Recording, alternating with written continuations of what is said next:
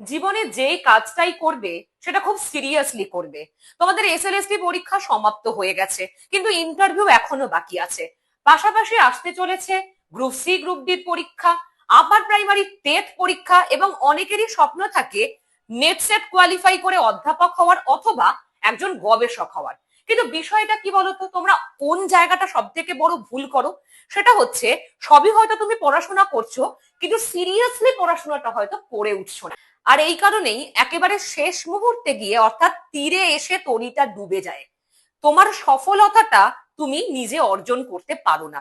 একটা কথা সব সময় মনে রাখবে, তোমার আশেপাশের চারিপাশের মানুষজন যখন তোমাকে প্রশ্ন করে তুমি কি করছো, সেটা হোয়াটসঅ্যাপে হতে পারে, ইনস্টাগ্রামে হতে পারে, মেসেঞ্জারে হতে পারে, কি করছো মানে তুমি এখন খাচ্ছ না ঘুমোচ্ছ না করছো ইত্যাদি, এইটা নয়। আসলে তোমার স্টেটাসটা জানতে চাওয়া হয়। তুমি এখন কি করছো, কি চাকরি করছো, কি পড়াশোনা করছো, নাকি গবেষণা করছো, এইটার ওপরে নির্ভর করে সে তোমাকে সম্মান করবে, সে তোমার মেসেজের উত্তর দেবে, অথবা তার পরবর্তী মেসেজটা সেরকম ভাবে তোমাকে সেন্ড করবে। কারণ তোমার এই অবস্থান অনুযায়ী তার চোখে তোমার সম্মান, তোমার স্টেটাসটা নির্ভর করে। সুতরাং সেই বিষয়টা মাথায় রেখে নিজেকে এমন জায়গায় নিয়ে যাও যেখানে সম্মান তোমাকে নিজে চাইতে হবে না, মানুষজন এমনি এমনি করবে।